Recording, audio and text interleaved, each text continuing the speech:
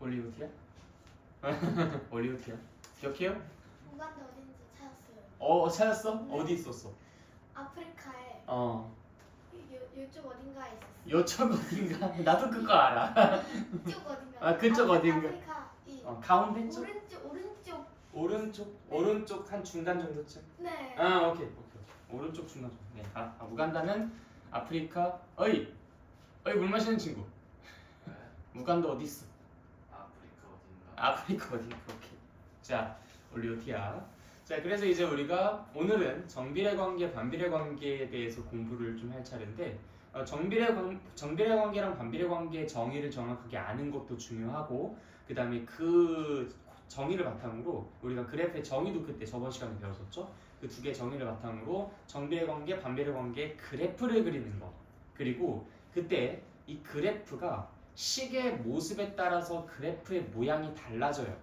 어떻게 달라지는지 그 변화 과정도 체크를 해볼 거야. 오늘 이 딱 3개만 하면 돼. 그래서 오늘은 정비례 관계랑 반비례 관계에 대한 간단한 정의와 소개, 그 다음에 그들의 그래프 그리기, 식의 변화에 따라 그래프가 어떻게 변하는지. 알겠죠? 이 3가지만 잘 하고 가면은 우리 수업은 아주 성공적이다. 자, 일단 정비례 관계라는 것에 대해서 이야기해 보도록 합시다. 정비례 관계. 자, 정비례 관계라는 것은 비례 관계로 끊어서 볼 수 있어요. 비례 관계라는 것은 그냥 비례하는 관계라는 소리입니다. 근데 그 앞에 정이 붙었다는 게 무슨 말인가? 이게 약간 아리송할 텐데 정이 약간 좀 우리 바르다라는 그런 느낌. 바르다라는 느낌을 갖고 있다고 보시면 돼요. 바르다라기보다는 약간 조금 기준이 되는 방향? 그래서 기준이 되는 어떤 바른 그런 방향으로의 비례 관계에서 이제 정비례 관계고 이것의 이제 반대가 반비례 관계예요. 반대로 무언가가 이렇게 증가하는 방향, 반대로 비례가 성립되는 방향에서 이제 반비례 관계라고 하는데 어쨌든 지금은 정비례 관계에 대해서 먼저 좀 이야기를 해보도록 할게요. 자, 정비례 관계 정의는 정말 단순합니다. 일단 비례 관계이다 보니까 두 개의 문자 x랑 y에 대한 이야기를 하게 되는데요. 이 x가 2배, 3배, 3배, 4배 이런 식으로 점점점 변화할 때 y도 완벽하게 동일한 형태로 2배, 3배, 4배 이런 식으로 변화하는 것을 정비례 관계라고 합니다. 그러니까 x도 2배, 3배, 4배 변할 때 y도 동일하게 2배, 3배, 4배 변하는 그런 관계가 있다면 그건 정비례 관계예요. 여러분도 혹시 오해하지 마십시오. 이거는 빼기가 아니라 x랑 y 사이의 관계를 뜻하는 거예요. 네, 그래서 x랑 y 사이의 관계가 있는데 그 관계가 2배, 2배, 3배, 3배, 4배, 4배 이런 식의 관계가 동일하게 성립하는 관계라고 한다면 때 뭐라고 부른다? 정비례 관계라고 부른다. 자, 그럼 대표적인 예시로 어떤 것들이 있냐면 우리 지금 여기에도 있어요. 의자의 개수 x와 의자의 다리수 y. 자, 의자의 개수를 x라고 두고 의자의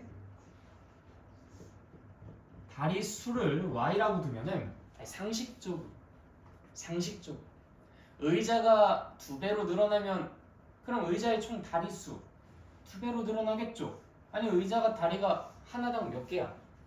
4개잖아, 그치? 그럼 의자가 2개로 늘어나면 다리도 당연히 2배가 되어서 8개가 되고 의자의 개수가 10개가 되면 다리도 당연히 10배로 늘어서 40개가 될 거 아니야, 그치? 아니 의자는 뭐 한 5배 늘었는데 의자 다리가 10배로 늘어나면 뭐 그것이 괴물이지 의자예요? 그죠?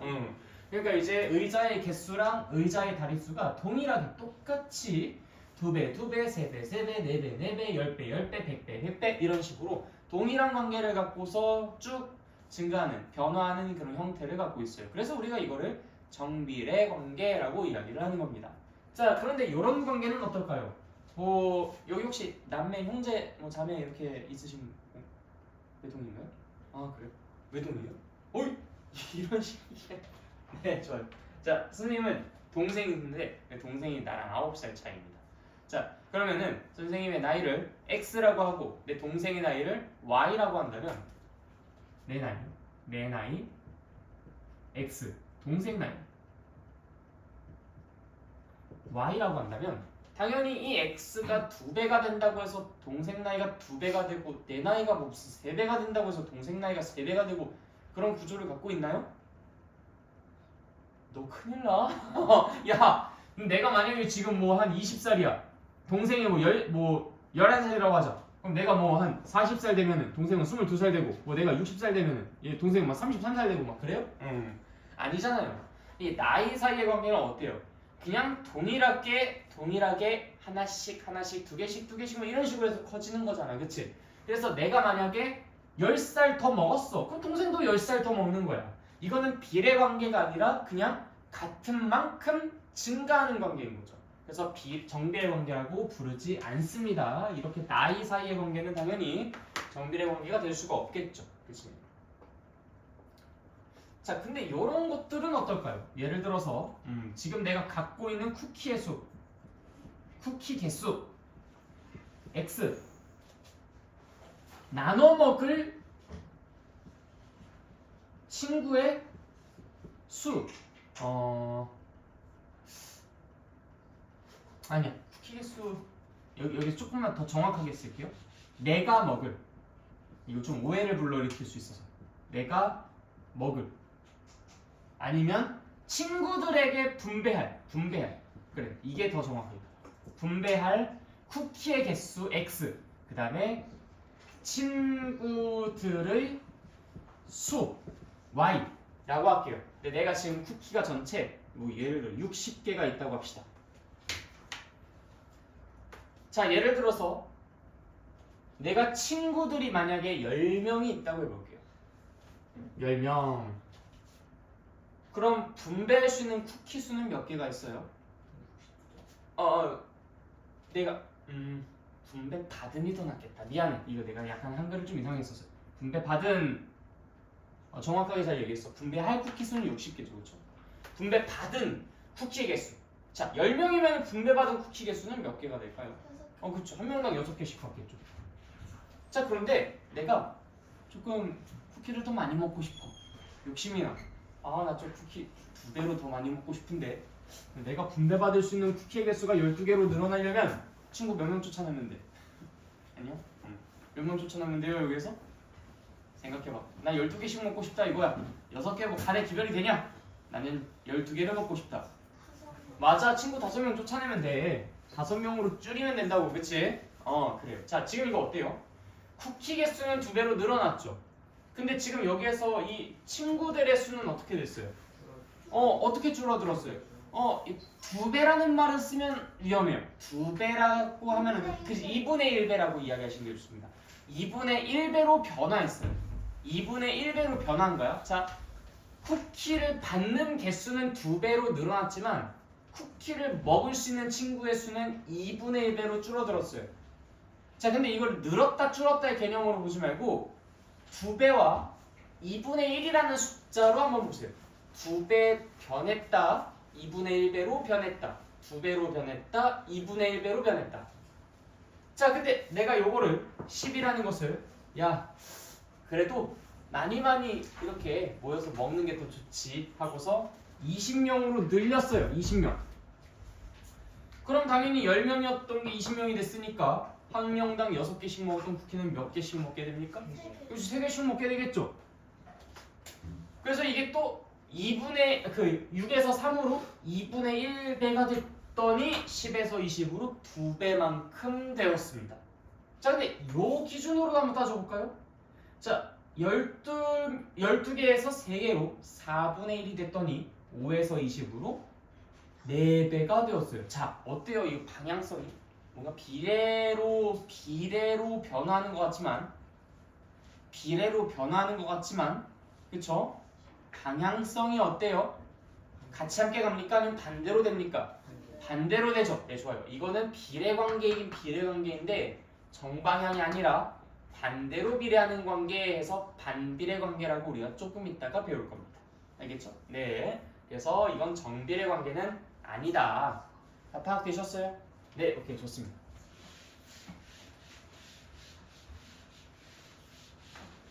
자, 그래서 이제 이런 것들이 대표적인 정비례 관계다. 자, 그럼 정비례 관계를 나타내는 관계식, x랑 y 사이에 관계식이 있는데, 자, 일단 요걸 한번 볼까요? 이거 x랑 y 사이에 관계식이 존재합니다. 어떤 식이 존재해요? 의자가 한 개면은 다리는 몇 개? 네 개. 의자가 5개면 다리는 몇 개? 20개. 의자가 10개면 다리는 몇 개? 40개. 의자가 100개면 다리는 몇 개?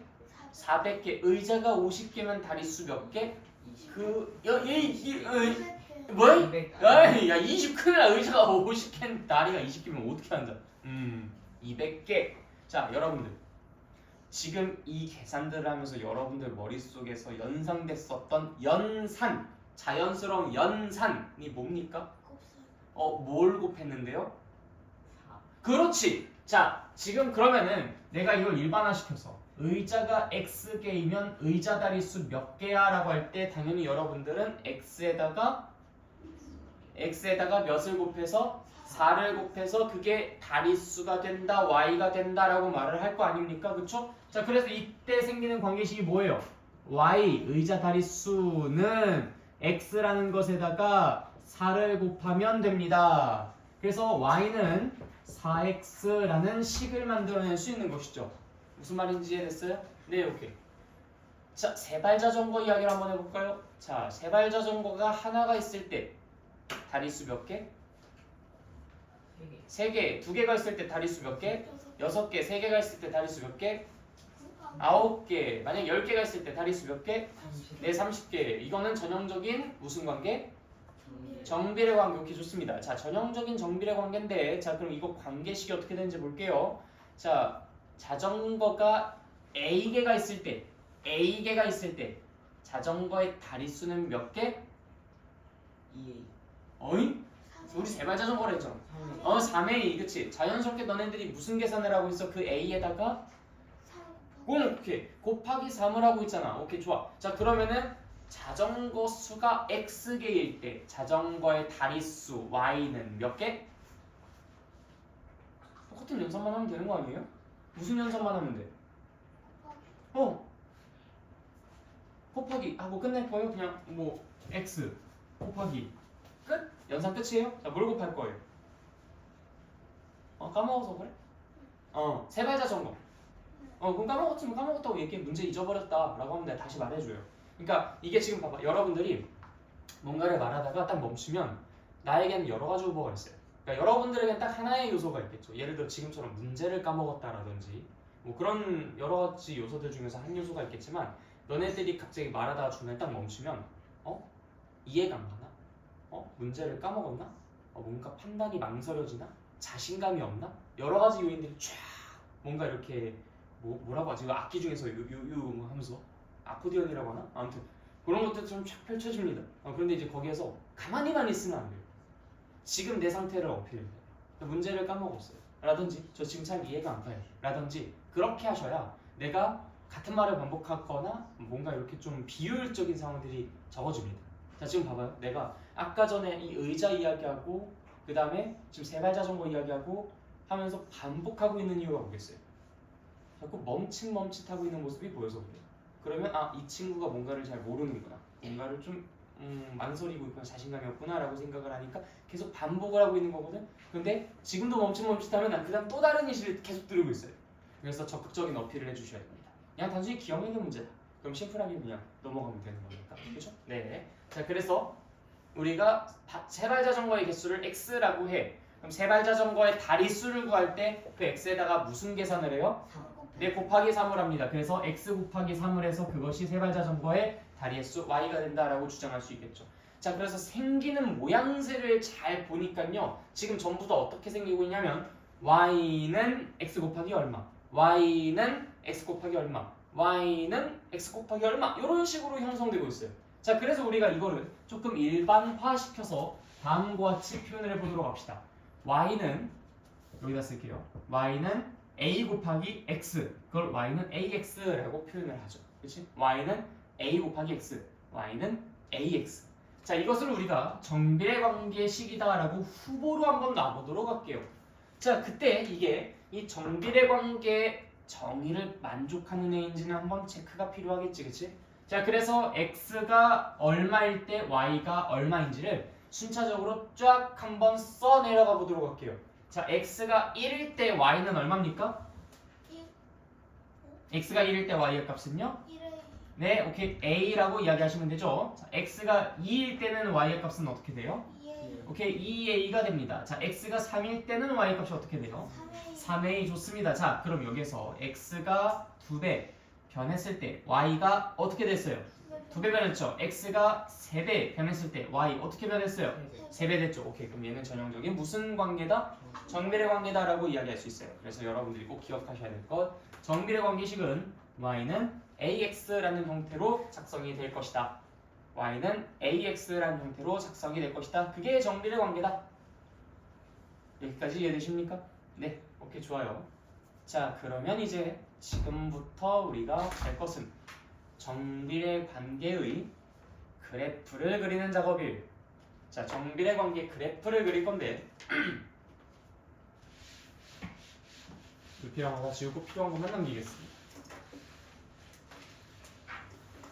정비례 관계라는 것은 보통 y는 ax라는 형태로 써진다고 했죠? 이때 이제 a는 모든 숫자든 다 되지만 0만 아니면 돼요. 0이 되면은 그냥 딱딱 소멸되어 버리니까 당연히 안 되겠죠. 자, y는 ax라는 형태가 정비례 관계의 관계식이다.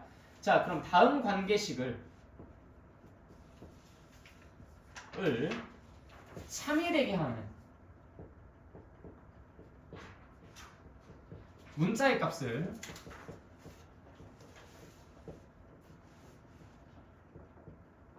순서상으로 나타내어 좌표 평면 위에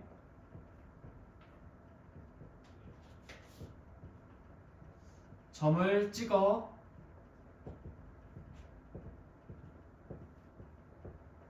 표현한 것이라는 것이 이 정비례 관계의 그래프가 되겠죠, 그렇죠? 자, 다시 이 정비례 관계식 y는 x 이 관계식을 참이되게 하는 문자의 값을 순서상으로 나타내요. 그걸 좌표 평면 위에 점을 찍어 표현한 것, 그것을 우리가 이 정비례 관계 그래프라고 이야기를 할 수 있어요. 자, 여기까지 다 이해되시죠? 이해 안 되는 사람 손? 다 이해됐나요? 네, 오케이, 좋아요. 자, 그러면 우리가 여기서 여러 개의 정비례 관계의 식을 한번 써볼 거고, 그것의 순서상을 한번 나열해 볼 거고, 그 다음 그것의 그래프를 한번 직접 그려볼 겁니다. 자, 그래서 우리가 해야 될 것은 y는 x, y는 2x, y는 3x, y는 2, 분수는 그냥 안 할게요. 자, 마이너스 x, y는 마이너스 2x, y는 마이너스 3x, 이렇게 총 6개의 식입니다. 자, 이걸로 어떻게 하느냐? 자, A4 용지나 연습장 같은 거 하나 딱 펼쳐놓고요. 그럼 대충 이렇게 생겼겠죠.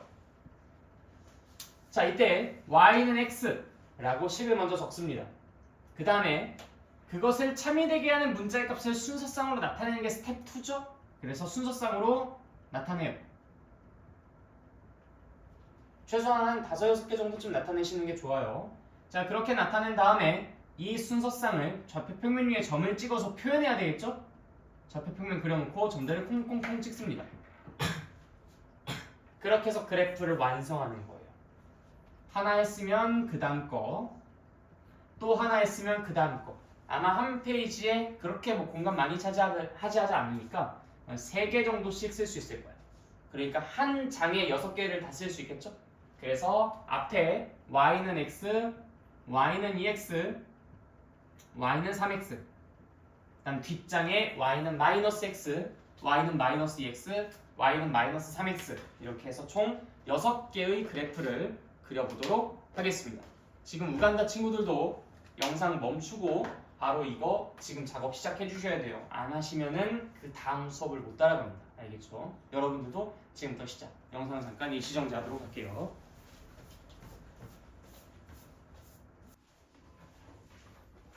자, 충분히 잘 하셨을 거라고 믿고 같이 한번 살펴봅시다.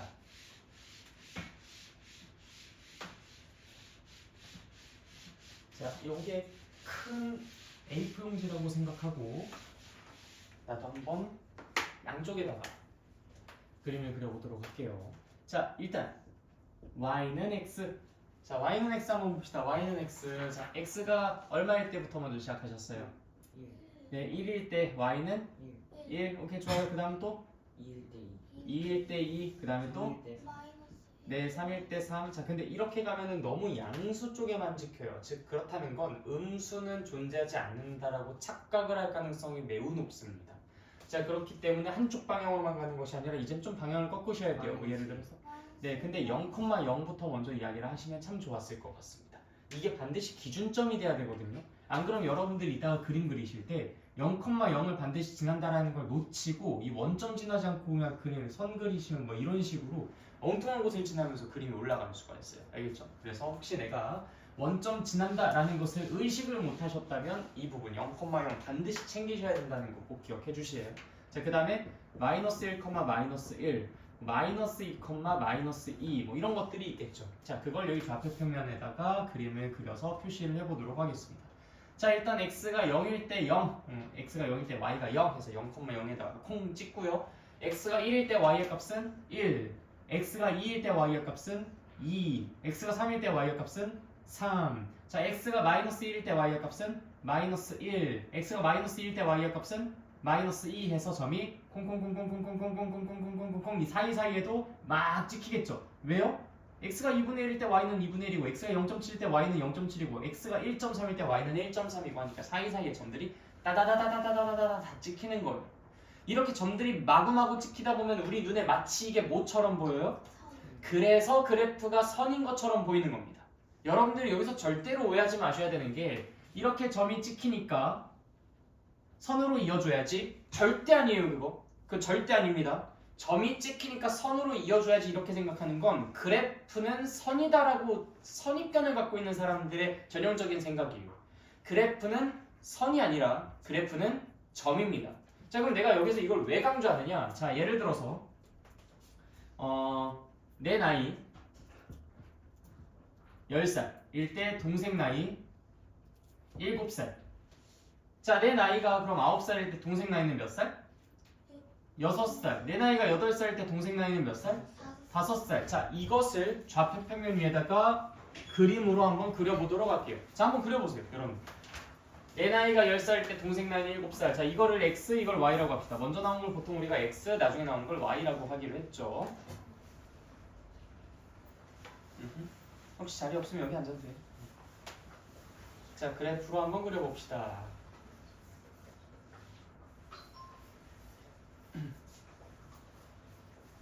아, 그거는 우리가 y는 마이너스 2x 쓸 자리니까 다른 데 나오지 않았잖아. 종이 다른 거 아니면 여유 공간에다가.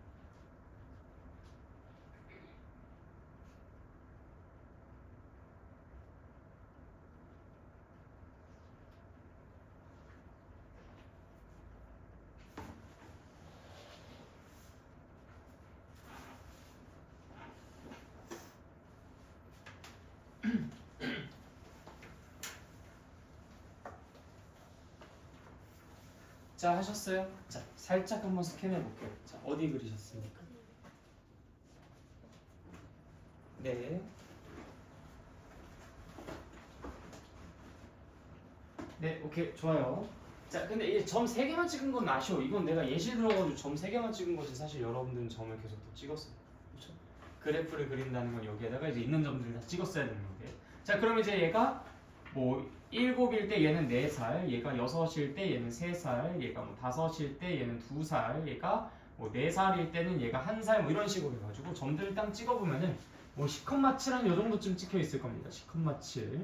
그 다음에 9,6, 그 다음에 8,5, 그 다음에 7,4 해가지고 점을 땅땅땅땅 찍는데, 자, 이런 점들을 이렇게 찍다 보면은 약간 어떤 느낌이 그려질 거냐면 이런 식으로 이제 점들이 찍힐 거예요.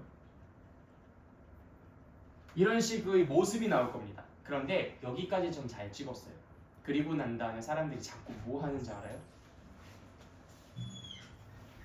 이렇게 이어줍니다. 여러분들이 잊지 않아가지고 너무 다행이에요. 자, 이렇게 이어준다는 게 무슨 메시지냐면 이 사이사이에도 점들이 다다다다다다다다다다다다다다다다다다 찍히고 있다는 겁니다. 이 사이사이에도 점이 찍히고 있다는 건 마치 여러분들이 나이를 이야기할 때 어떻게 이야기하고 있다는 거냐면 동생은 10살이, 나는 10살이고 동생은 7살이야. 그런데 그 반년 전에는 나는 그 9.5살이었고 동생은 6.5살이었어. 여러분들 나이 얘기할 때 저 나이는 지금 뭐 13.2753924입니다. 뭐 이런 식으로 얘기한 적 한 번이라도 있어요. 지금까지 살아오면서 단 한 번도 없죠. 근데 그런 놈들이 자꾸 이렇게 선을 이어요. 그러니까 이렇게 점들을 다다다다다다다다다다다다다다다 많이 찍어가지고 선처럼 보여서 선이 되는 거지. 이게 무조건 그래프는 선으로 이어져야 된다라는 건 아닙니다. 그리고 더 무서운 건 어디냐면 여기 있어요. 여기까지 이렇게 쭉 다 이어버린다? 뭘 얘기하고 싶은 거야? 그러면 뭐 내 나이가 무슨 한 2살일 때 동생 나이는 마이너스 1살이고 동생 나이가 마이너스 1살이고 동생은 이제 애초에 존재하지도 않는데 그렇지 않아요? 밑에는 더 무서워요. 나도 없고 동생도 없고 엄마 아빠도 만나지도 않았어. 그런데 나이가 있어. 참 신기한 그래프죠, 그렇죠? 네. 그래서 점만 찍어야 되는 상황들도 분명히 있기 때문에 자꾸 선으로 이어줘야겠다라는 선입견에서는 벗어나셔야 됩니다. 물론 정비례 관계의 모든 그림들은 전부 다 선으로 그리는 게 맞기는 해요. 네, 그걸 오해하지 마시고요. 그래서 y는 x의 그래프는 이렇게 그렸습니다. 자, 그럼 y는 2x의 그래프는 어떻게 그리는지 볼까요? y는 2x. 자, 이것도 불러봅시다, 순서상. 자, 뭐부터 불러주자고? 뭐부터 불러주자고? 그렇지. 일단 x가 0일 때 y가 0이라는 걸 반드시 콕 찍고 가주세요. 그래서 모든 정비례 관계 그래프는 항상 x가 0일 때 y의 값이 0이겠구나. 즉 그래서 0,0을 반드시 지날 수밖에 없겠구나라는 것을 여러분들이 인지하고 계셔야 합니다. 자, 그리고 1,2, 2,4, 3,6 해서 마이너스 1, 마이너스 2, 마이너스 2, 마이너스 4 이런 식으로 말이야. 무슨 말인지 알겠죠? 네, 좋아요. 자, 그럼 이제 여기 좌표 평면 위에다가 그림을 한번 또 그려봅시다. 자, 일단 몇 찍고 간다? 0,0 오케이, 좋습니다. 그 다음에 1,2, 2,4, 3,6, 마이너스 1, 마이너스 2, 마이너스 2, 마이너스 4 이런 식으로 말이야. 그래서 점을 따다다다다다다다다다 찍어보니까 이런 식으로 그림이 그려지겠죠. 자, 아까 거보다 어때요? 물론 좌표 평면이 지금 좀 다르기는 하지만 아까 거보다 얘의 모습이 어떻습니까? 이렇게 더 기울어졌어요. 더 어떻게 되어 있는 것 같아요? 가파르게, 그래요. 더 가파르게 올라가는 것처럼 보이죠. 근데 그게 왜 그럴지 한 번만 생각하고 가자. 자, 동일한 x에다가 1을 집어넣었을 때 y의 값이 얼마고 얼마예요? 얘는 1이고 얘는 2예요. 자, x가 1일 때 y의 값 얼마라고? 메모 좀 이따가 해도 돼. 자, x의 값이 1이고 1일 때 y의 값이 얼마고 얼마라고? x가 1이야. 자, y 값이 얼마야? 대답하세요. 네, 1이고 2예요. 자, 다시 x의 값이 1일 때 y의 값이 얼마예요? 1, 2예요. 자, x가 2일 때는 y 값이 얼마예요? 2, 4. 오케이. 자, 이 밑에 있는 게 이 위에 있는 것보다 더 y 값이 어때요? 더 크죠? 같은 x에 대응되는 y의 값이 더 크다고. 더 높이 점이 찍히는 구조를 갖고 있어요. 자, 더 높은 곳에 점이 찍히는 구조를 갖고 있기 때문에 이 친구들은 더 위로 올라가는 것처럼 보일 수밖에 없어요. 무슨 말인지 알겠어요? 자, 다시 x가 동일할 때 y가 더 크다는 것은 얘네들이 점점 더 올라가려고 하는 경향성이 보인다라는 거예요. 무슨 말인지 알겠지? 오케이, 좋아요. 자, 그러다 보니까 그 안에 자리 없으면 밖에서 해. 자, 그러다 보니까 여기에는 이 그림보다 여기에는 이 그림이 더 많이 올라가고 싶어하는 모습이 보인다는 거예요. 그러다 보니 그게 어떻게 나타난다? 가파르게 상승하는 것처럼 보인다라는 겁니다. 가파르게 상승하는 것처럼 보일 수밖에 없다. 무슨 말인지 이해됐습니까? 다 됐어요? 오케이, 좋아. 자, 그러면 우리 이제 눈치밥으로 y는 3x 이 친구 순서상 해보지도 않고 얘가 어떻게 그려질지 대강 예상이 되죠? 어떻게 그려지겠어요? 토가 쏠려. 네, 얘는 더 가파르게 위로 슥 하고 올라가는 형태로 그림이 그려질 거야. 왜 그럴까요? 얘가 3이 곱해져 있으니까 더 높은 곳에 점이 찍히도록 y 값이 더 크게 나올 거거든요. 그쵸? 그래서 같은 x 1, 1, 1을 집어넣었을 때도 1, 2, 3 4, 4, 4를 집어넣었을 때도 4, 8, 12 더 높은 곳에 점이 찍히니까 더 높이 올라가고 싶어하는 모습이 보이겠죠. 그래서 얘가 분명히 얘보다도 더 어떻게 되겠어요? 1번 가파르다, 2번 완만하다. 어떻게 되겠습니까? 더 가파르게 되겠다. 그래서 우리는 x 앞에 곱해진 숫자가 점점 커질수록 더 가파르게 올라가려고 하는 모습이 보이는 것 같아 라고 정리해 볼 수가 있는 거죠. 그래서 내가 여러분들한테 이 세 개를 그리라고 했었던 것은 얘네들의 경향성도 함께 봐주세요 라는 거지. 얘만 그리고 끝, 쟤만 그리고 끝, 쟤만 그리고 끝, 이거는 아니었습니다. 무슨 말인지 알겠죠? 네, 오케이, 좋아요. 자, 그래서 순서상 쭉 한번 써보면서 자, 0,0, 1,3, 2,6, 마이너스 1, 마이너스 3, 마이너스 2, 마이너스 6. 자, 다 찍어볼게요. 0,0, 1,3, 2,6, 마이너스 1, 마이너스 3, 마이너스 2, 마이너스 6. 다다다다다다다다다다 이런 식으로. 어때? 훨씬 더 가파르게 그려지고 있는 거 눈으로 확인되시죠?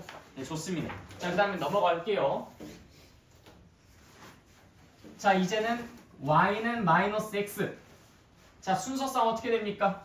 순서상이 밑에다 쓸게요. 공간이 조금 부족해서 0,0부터 먼저 스타트 끊습니다. 그 다음에 마이너스 1,부터 갈게요. 1, 마이너스 1, 그 다음에 2, 마이너스 2, 그 다음에 마이너스 1, 1, 마이너스 2, 2라고 쓰도록 하겠습니다. 좌표평면 쫙쫙 그려놓고요. 자, 0, 0, 1, 어디에 찍혀요? 1, 마이너스 1, 2, 마이너스 2, 마이너스 1, 1, 마이너스 1, 2의 점이 찍힙니다. 그래서 그 사이사이에 점이 따다다다다다 찍힌다고 했을 때 이런 모습이 그려지죠.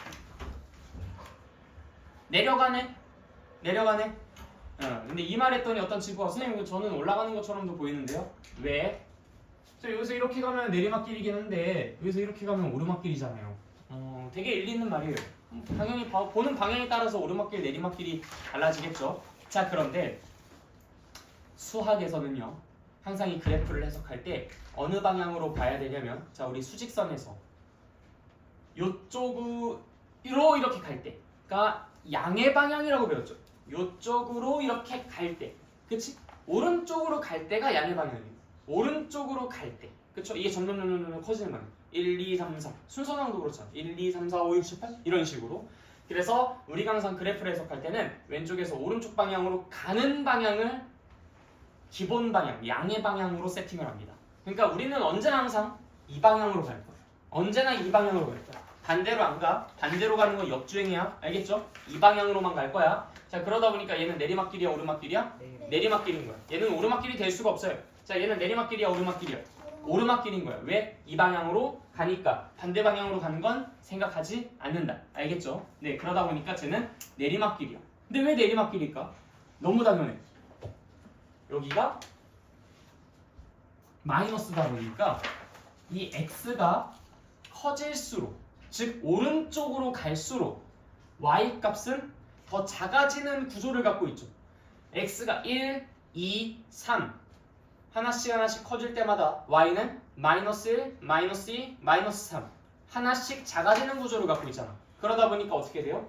얘가 오른쪽으로 x가 커질수록 밑으로 y가 작아지는 구조를 가질 수밖에 없다. 그래서 내리막길이 될 수밖에 없는 거야. 무슨 말인지 이해됐죠? 자, 그런데 이 모습이 여기 셋 중에서 누구랑 가장 닮아 있어요?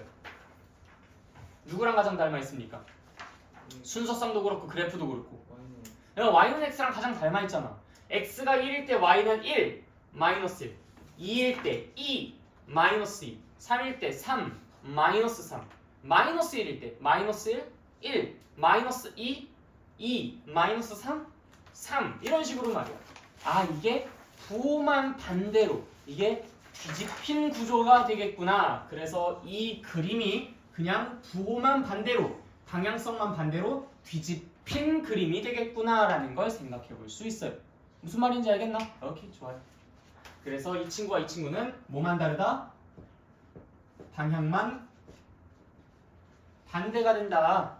나머지 증가폭이라든지 이런 것들은 정확하게 동일할 수밖에 없죠. 그치? 자 그럼 밑에 있는 y는 마이너스 2x 이것도 그래프 그려보시면 순서상 생략할게요. 더 밑으로 내려가는 형태로 그림이 그려질 수밖에 없죠. 더 가파르게 떨어질 거야. 자 y는 마이너스 3x 어떻게 되겠어요? 훨씬 더 가파르게 떨어지는 형태로 그림이 그려질 거야. 근데 걔네들이 모두 다 공통적으로 지금 어떤 점을 지나는 것처럼 보여요? 원점. 원점을 지나는 것처럼 보인다. 이것만큼은 놓치지 않고 여러분들이 꼭 체크하고 가주셔야 합니다. 원점은 반드시 지나고 x 앞에 곱해져 있는 개수가 양수일 때는 무슨 길? 오르막길. x 앞에 곱해져 있는 이 개수가 음수면 무슨 길? 네. 내리막길. 이때 x 앞에 곱해져 있는 이 숫자 크기가 크면 클수록 더 어떻다? 더 가파르다. 자, x 앞에 곱해져 있는 이 숫자의 크기라는 건 절대값을 뜻하죠. 마이너스 1의 크기는 1, 마이너스 2의 크기는 2, 마이너스 3의 크기는 3. 즉, x 앞에 곱해져 있는 이 숫자의 절대값의 크기가 커지면 커질수록 더 어떻게 되고 있어요? 가파르게 떨어지고 있어요. 가파르다라는 말을 꼭 기억하십시오. 가파르다라는 것은 x 앞에 곱해져 있는 숫자의 크기가 클수록 더 가파릅니다. 오르막길이든 내리막길이든. 무슨 말인지 알겠죠? 그래서 이거를 간단하게 정리하자면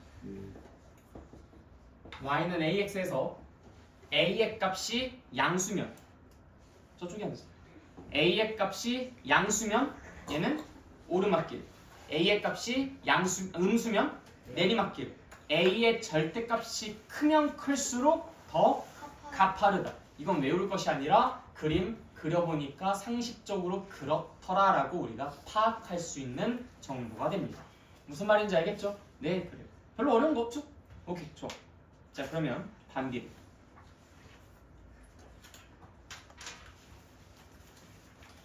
나머지 써져 있는 내용들은 여러분들이 읽으면서 정리를 하세요. 자, 반비례는 정비례보다 훨씬 까다로운 친구이긴 하지만 학습 방법이 정비례랑 동일하기 때문에 그리 많은 얘기를 하지 않을 겁니다. 여러분들에게 미션을 내주는 게 훨씬 더 많을 거예요. 우간다 친구도 마찬가지.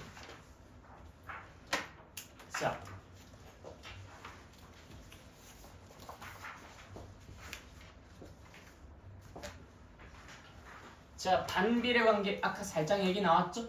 자, x랑 y 사이의 관계인데 좀 잘 안 보이죠 이거? 아까부터 좀 흐리게 나오는 것 같다 이거. 잠깐만. 으이자.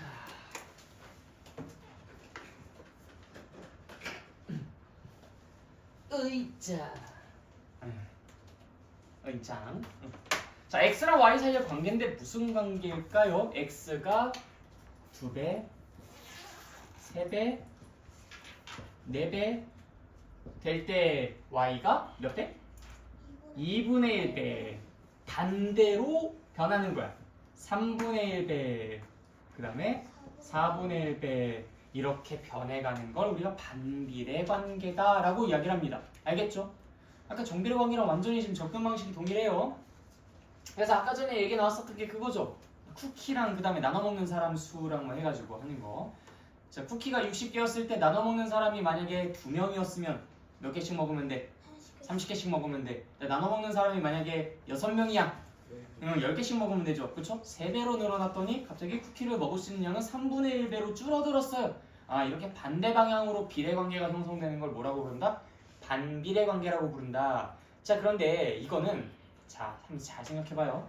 결국엔 쿠키의 개수랑 쿠키의 개수, 그러니까 내가 쿠키를 몇 개를 받는지, 한 사람당 몇 개를 받는지 그 쿠키의 개수랑 쿠키를 받는 사람의 수를 곱하면 늘 언제나 전체 쿠키의 수가 나오겠지.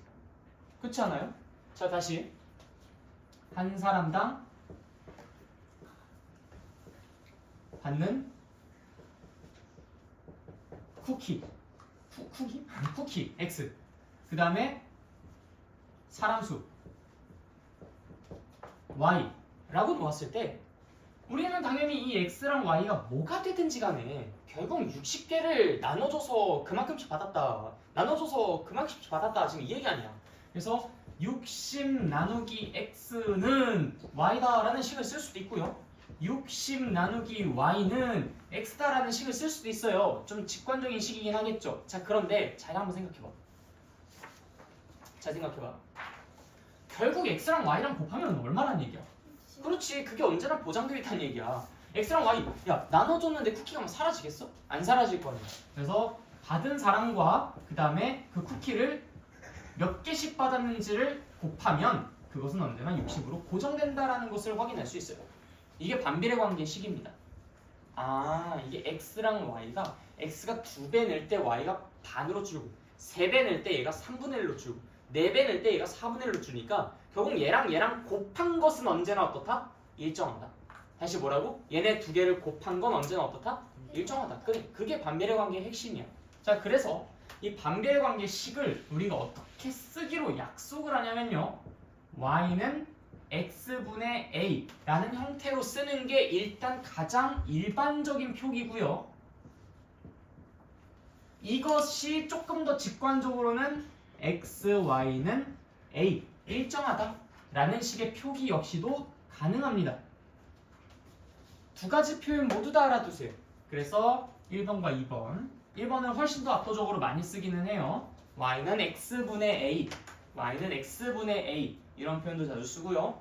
결국 걔네 두 개를 곱하면 언제나 일정하더라 라는 xy를 곱하면 a가 된다 라는 식도 같이 함께 알아두십시오. 알겠죠? 자, 그래서 내가 만약에 여기에서 y는 2x, 자, 이거 정비례 관계야 반비례 관계야 아무것도 아니야? 뭐야?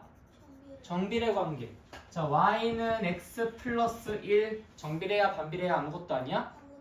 아무것도 아니야. y는 3x 정비례야 반비례야? 정비례야. 자, y는 3x 마이너스 7 정비례야 반비례야? 아무것도 아니야. 자, y는 x분의 12 정비례야 반비례야? 네, 반비례야. y는 2분의 x 정비례야 반비례야? 자, 이거 별표 치십시오. 여러분들 지금 다들 틀리셨어요. 네, 이건 전형적인 정비례식입니다. 자, 왜 그럴까요? y는 하고서 뭐 곱하기 뭐가 되는 셈이야? 2분의 1 곱하기 x라고 된 셈이야. 내가 만약 질문을 y는 2분의 1 x라고 얘기를 했으면 여러분들 아마 이거 다 정비례라고 얘기했을걸? 그렇지 않아요? 그래서 정비례라는 것을 y는 2x 같은 거라고 생각하면 안 돼요. 그럼 걔랑 모양이 조금이라도 다르면 너네들이 아니라고 해버린단 말이야, 지금처럼. 그러니까 y는 2x 같은 거라고 생각하지 말고 항상 어떻게 생각해라? y는 어떤 것, 어떤 숫자 곱하기 x, y는 숫자 곱하기 x, y는 숫자 곱하기 x, 이게 정비례다. 그 다음에 y랑 x랑 곱한 게 어느 숫자, 그러면 그건 반비례다. 혹은 y는 x분의 숫자, 그럼 이거는 반비례다. 이런 식으로 조금 더 이걸 일반화시켜서 보시는 게 더 좋습니다. 알겠죠? 자, y는 3분의 x 정비례야 반비례야? 정비례야. 자, y는 x분의 3 정비례야 반비례야? 이건 반비례야. 자, y는 5분의 x 이거 정비례야 반비례야? 정비례야. y는 x분의 7 정비례야 반비례야? 반비례야. 자, 어떻게 봐야 되는지 구분되시죠? 네, x가 분모에 있으면 반비례, x가 분자에 있으면 정비례겠구나라는 그 규칙도 이걸 가지고 한번 살짝 체크해 보시면 좋겠습니다. 근데 너무 이걸 외우기만 하진 마세요. 판단을 해보니까 그렇더라라는 거예요. 판단을 해보니 그렇더라라는 것과 그걸로 판단하겠다는 완전 달라요. 무슨 말인지 알겠죠? 네, 오케이. 그러니까 마치 이런 거랑 똑같은 거야. 홀수랑 홀수랑 더하면 뭐야? 홀수랑, 그래. 홀수랑 홀수랑 더하면 짝수죠. 그럼 더해보세요 한번. 짝수죠. 자, 그래서 지금 이것도 판단 방향과 기준이 어디에 있느냐를 나타낼 수 있는 가장 좋은 질문이었어요. 자, 보세요. 여기 집중. 중요한 얘기야. 자, 지금 여기에서 사람은 두 부류로 나뉘어요. 홀수랑 홀수랑 더하면 뭐야? 라고 했을 때 홀수랑 홀수랑 더하면 뭐라고 했더라? 라고 들어간 사람은 홀수라고 이야기를 할 만합니다. 그러니까 외웠다라는 거예요. 그걸 들었던 기억을 의존했다. 그런데 홀수랑 홀수랑 더하면 뭐야? 라고 질문했을 때 빠르게 머릿속으로 스캔을 하는 거야. 홀수랑 홀수를 더해봐야지. 1 더하기 3 얼마야? 1 더하기 3 얼마야? 4 빨리 해주세요. 자, 그 다음에 3 더하기 5 얼마야? 8 7 더하기 9 얼마야? 16. 네, 이런 식으로 내가 빠르게 뭐 너무 어려운 수 안 해도 돼. 자, 1 더하기 3, 뭐 1 더하기 5, 뭐 3 더하기 5, 뭐 3 더하기 7, 뭐 1 더하기 7 이런 것들만 해도 돼. 쉬운 예시를 빠르게 들어보는 거야. 그럼 절대 내 입에서 홀수라는 말이 튀어나올까? 내 입에서 홀수라는 말이 튀어나올까? 그렇다는 것은 뭐 4라든지 6이라든지 8이라든지 그게 홀수냐 짝수냐를 헷갈리는 사람들은 뭐 홀수라고 할 수도 있겠죠. 근데 그 홀수야 짝수야? 짝수죠. 이렇게 내가 간단하게 쉬운 예시를 짜라라락 들고 판단을 하고 얘기를 하는 사람이라면 홀수라고 말을 하겠어 안 하겠어? 안 하겠지. 그걸 판단할 수 있는 가장 좋은 질문이었던 거야. 그 질문이. 근데 아까 홀수? 이렇게 했다는 건 기억에 의존하고 있다는 거죠. 내가 정규 수업 때도 자주 말씀드리는 부분이죠. 그렇죠? 네. 그래서 항상 이 판단의 방향이라는 것이 내 기억과 공식, 내가 외운 무언가가 되어서는 안 돼요. 자꾸 이걸 의존하려고 하지 마세요. 이걸 버려야 된다라는 게 내가 계속 여러분들에게 몇 년 동안 말해가고 있는 부분이야. 그래서 언제나 판단할 때는 어떻게 해야 된다? 그냥 있는 그대로 그 순간 즉석에서 판단하는 습관과 연습을 해주셔야 돼요. 그래서 지금 이런 것들도 마찬가지죠. 아, 그러니까 분모에 있으면은 그게 분모에 x가 있으면 반비례고 분자에 x가 있으면 정비례라고 외우고 가면은 또 그걸 가지고 타겟팅해서 함정 문제를 파면 다 걸려버립니다. 왜? 그렇게 외워버렸으니까. 근데 그게 아니라 어떻게 보자고? 그것 때문에 얘네가 정비례고 반비례고가 아니라 정비례고 반비례고 정비례고 반비례고 라고 판단을 해보다 보니까 그렇더라라고 이게 이 방향으로 섞어야 되는 거야. 알겠죠? 이 방향으로 가는 게 아니라 이 방향으로. 무슨 말인지 다 이해하셨어요? 오케이, 좋습니다. 자, 그렇게 해서 우리가 정비례 반비례를 얼추 여기에서 구분을 좀 지어봤어요. 자, 그러면은 요거는 어떤 거야? x, y는 2.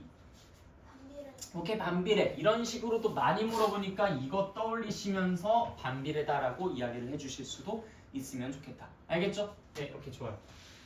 자, 그럼 당연히 내가 이제 여기에서 여러분들에게 무엇을 시키겠습니까?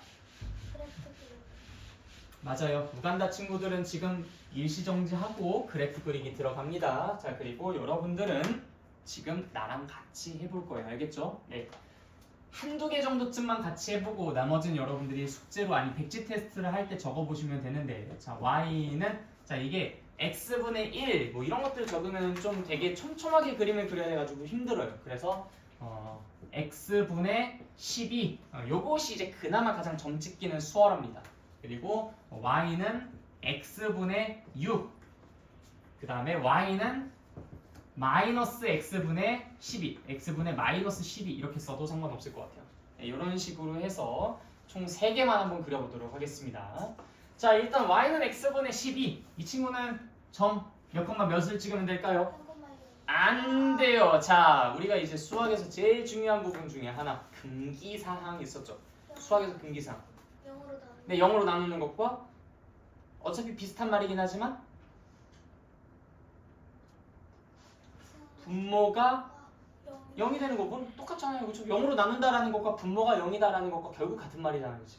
그래서 0으로 나눈다, 분모가 0이다 이런 것들은 존재하지 않아요. 존재를 안 합니다. x가 0일 때 y의 값은 없어요. 0이 아니라 없어요. 그래서 0을 대입할 수는 없습니다. 네, 그래서 0는 못하고 그럼 이제 그 다음 숫자 만만한 게 뭐 있어요? 1, 12 오케이, 좋아요. 그 다음에 2, 6 13이 왜 나와? 자, 3,4 좋아. 4,3 6,2 좀 마음이 급해서 그러죠? 12,1 뭐 이런 것들을 찍으시면 돼요. 근데 이렇게 양수만 있을까? 당연히 음수도 있겠죠, 그렇죠? 그래서 마이너스 1, 마이너스 12 마이너스 2, 마이너스 6 이런 것들을 쭉쭉쭉 다 한번 찍어보도록 할게요. 자, 좌표표면 여기다가 한번 그려볼까요? 자, x가 1일 때 y의 값은 얼마? 12. 저 위에다 콩 하고 찍습니다. x가 2일 때는요? 6. 오케이. 한 요 정도쯤 찍을게요. 자, x가 3일 때는요? 4, 오케이. 한 요 정도쯤 찍히겠네요. 자, x가 4일 때는요? 3, 3. 오케이. 한 요 정도쯤 찍히겠다. x가 6일 때는요? 2, 2. 오케이. 한 요 정도쯤 찍히겠죠? 그 다음 x가 12일 때는요?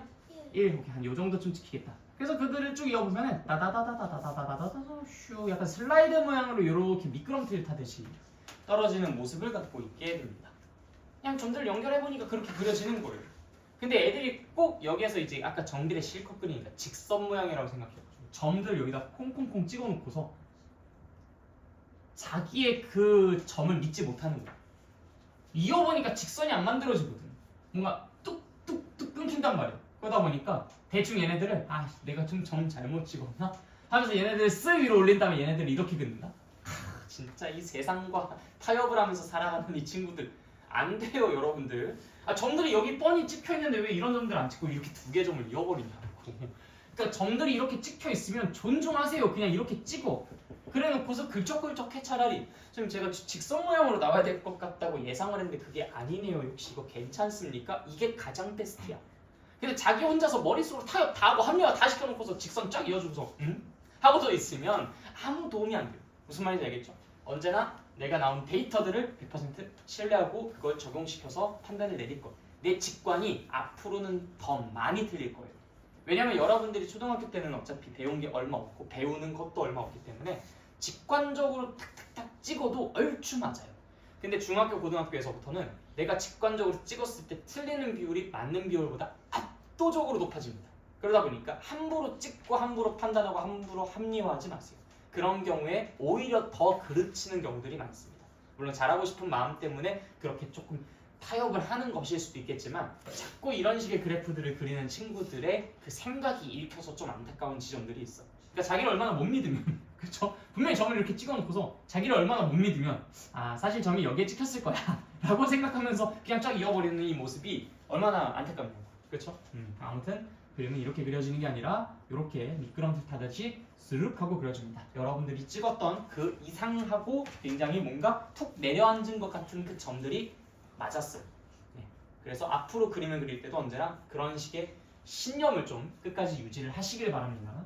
또 마이너스 1, 마이너스 12, 마이너스 2, 마이너스 6, 마이너스 3, 마이너스 4, 마이너스 4, 마이너스 3, 마이너스 6, 마이너스 2, 마이너스 12, 마이너스 1 해서 이것도 따다다다다다다다다다다다다다다다 하니까 이런 식으로 그림이 그려지는 거죠.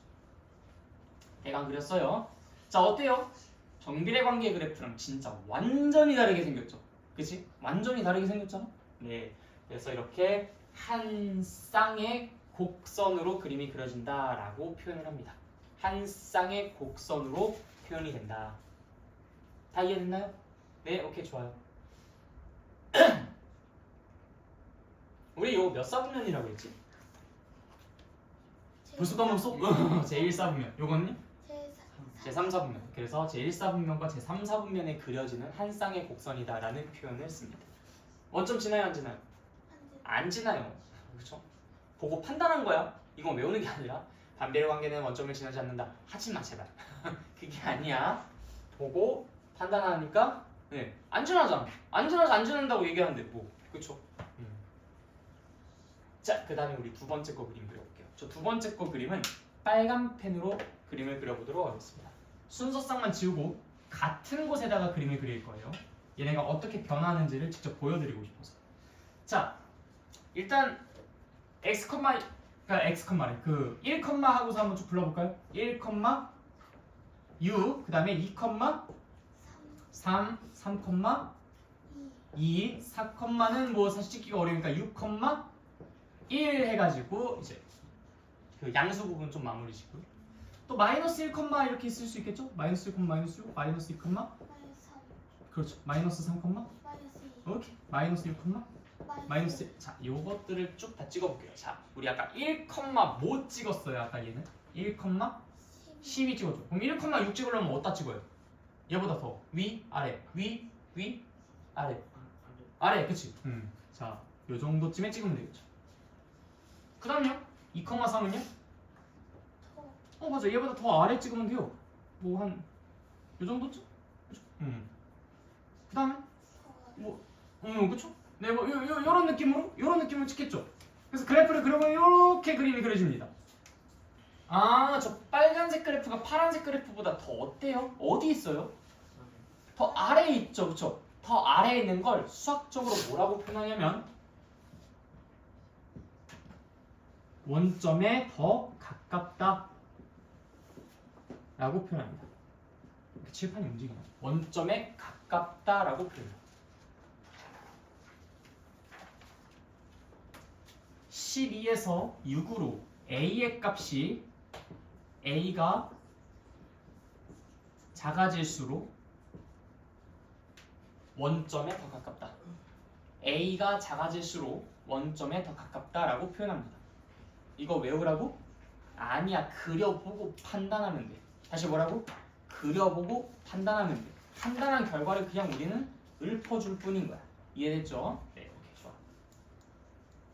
자, 밑에 있는 거 y는 마이너스 x분의 12 혹은 y는 x분의 마이너스 12라고도 읽을 수 있는 이 그래프는 어떻게 그려질지 예상해 봅시다. 자, 어떻게 되겠어요? 이 친구랑 닮은 거 예죠? 반대로. 그렇지, 반대로 되겠죠. 모든 점들이 전부 다 부호가 반대로 해서 찍힐 거야. 그래서 얘가 아니라 밑에 쿵, 얘가 아니라 밑에 쿵, 밑에 쿵, 쿵, 쿵, 쿵. 여기에 그려졌던 것이 그냥 그대로 뒤집혀서 그림이 그려지겠죠. 어떤 느낌? 이런 느낌으로, 그치? 여기에 그려졌던 것들도 전부 다 반대로 뒤집혀서 그림 그려지겠죠. 어떤 느낌? 이런 느낌으로 말이야. 그러니까 몇 사분면 몇 사분면의 그림이 그려지는 한 쌍의 곡선이다. 제2사분면이랑 제4사분면의 그림이 그려지는 한 쌍의 곡선이다. 당연하죠, 그렇죠? 다 이해되셨습니까? 근데 그것도 외워야 된다? 아니다. 그냥 생각해보니까 그렇더라. 이 친구가 1사분면, 3사분면의 그림이 그려지니까 이 친구는 1사분면에 있었던 것이 반대로 뒤집혀져 내려오니까 4사분면에, 그 다음에 3사분면의 그림이 그려져 있었던 것이 반대로 뒤집혀 올라가니까 2사분면의 그림이 그려질 수밖에 없는 구조이겠구나라고 생각하는 거죠. 무슨 말인지 이해됐어요? 네. 그래서 이런 것들을 여러분들이 지금은 우리가 간단하게 시간상 간단하게만 정리를 했지만 여러분들이 이 강의가 딱 멈춰지고 배치 테스트를 적을 때 이것도 좀 여러 개의 그림들을 그려가면서 배치 테스트에 적어주시면은 이 친구가 반비례 관계의 그래프를 훨씬 더 깊이 있게 탐구를 하려고 했구나라는 것을 보일 수가 있겠죠. 우리 우간다 친구들도 마찬가지. 다 이해됐습니까? 네, 오케이, 좋아요. 혹시 질문할 거 있으세요? 없죠? 네, 그래요. 마지막으로 혹시나 하니까 못하시면 정리할게요. 자, y는 x분의 a. y는 x분의 a가 무슨 형태의 식이다? 반비례 관계식. 잠깐만 기다려요. y는 x분의 a가 반비례 관계의 식이다. 자, 근데 이때 a의 값이 양수인 경우에는 어디에 그림이 그려지는 한 쌍의 무엇이다? 1사분면과 3사분면의 그림이 그려지는 한 쌍의 곡선이다. 원점 지난다, 안 지난다? 안 지난다. 왜 안 지난다? 분모가 0이 되는 건 수학에서 금기사항이었으니까. 오케이, 좋아요. 자, 그런데 이 a의 값이 커지면 커질수록 더 어떻게 돼요? 멀어지고, 커지면 커질수록이니까 더 멀어지고, 작아지면 작아질수록 더 가까워지겠지, 그치? 당연한 얘기예요. 왜? 더 밑으로 폭삭 주저앉아 버리니까 더 가까운 것처럼 보이는 거야. 더 붕 하고 떠버리니까 더 멀어진 것처럼 보이는 거야. 무슨 말인지 알겠죠? 자, 이때 이 부호가 반대로 바뀌었어. 음수가 됐다고 하자. 그러면 1사분면에 있었던 것이 반대로 뒤집히면서 2사분면으로, 3사분면에 있었던 것이 반대로 뒤집히면서 2사분면으로 그림이 그려진다. 그래서 어디에 그려지는 한 쌍의 무엇이다? 2사분면, 4사분면에 그려지는 한 쌍의 곡선이다. 이때도 역시 마찬가지예요. 여기에 있는 이 숫자의 크기, 절대값의 크기가 커지면 커질수록 더 어떻게 되겠어?